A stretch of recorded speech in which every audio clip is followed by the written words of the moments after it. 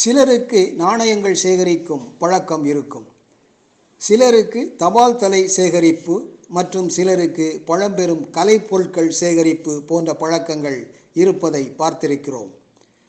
அப்படி ஒருவர் சேகரித்த ஒரு நாணயம் மிக அதிக விலைக்கு ஏலத்தில் விற்பனையானது. இன்றைய நம்ப முடியாத உண்மைகள் உலகளவில் நிகழ்ச்சியில் இடம்பெறுவது அமெரிக்காவில் மிக அதிக விலைக்கு ஏலத்தில் விற்கப்பட்ட டபுள் ஈகிள் தங்க நாணயம். அமெரிக்காவில் $20 நாணயமாக தயாரிக்கப்பட்ட இரட்டை கழுகு உருவம் பொறித்த தங்க நாணயம் $18.9 மில்லியன் ஏலத்தில் விற்கப்பட்டது.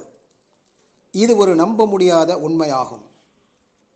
1933ஆம் ஆண்டு அமெரிக்க சிற்பி அகஸ்டஸ் செயின்ட் கவுடன்ஸ் வடிவமைத்த $20 நாணயம் அமெரிக்காவில் புழக்கத்திற்காக தயாரிக்கப்பட்ட கடைசி தங்க நாணயம் என்பது இதன் சிறப்பு.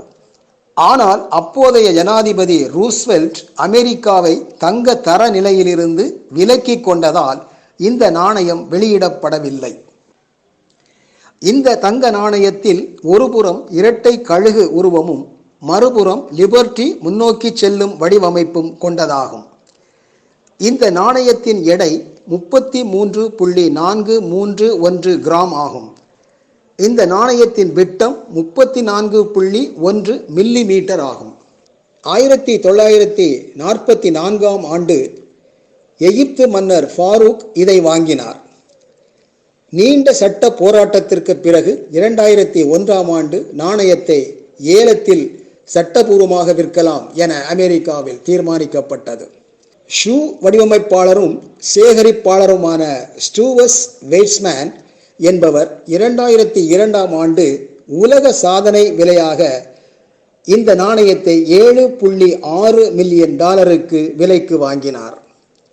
அதன் பிறகு இந்த நாணயம் 2021ஆம் ஆண்டு ஜூன் மாதம் ஏலத்தில் விற்கப்பட்டது. 2021ஆம் ஆண்டு ஜூன் மாதம் ஏலத்தில் விற்கப்பட்ட போது இதன் விலை அனைவரின் கவனத்தையும் திருப்பியது.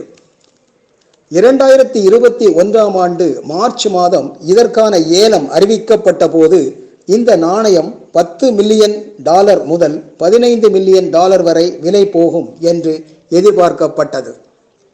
ஆனால் எதிர்பார்த்ததை விட அதிகமாக $18.9 மில்லியன் இரட்டை கழுகு தங்க நாணயம் ஏலத்தில் விற்கப்பட்டது. இதன் மூலம் இதுவரை விற்கப்பட்ட நாணயங்களிலேயே விலை உயர்ந்த நாணயமாக இது பார்க்கப்பட்டது.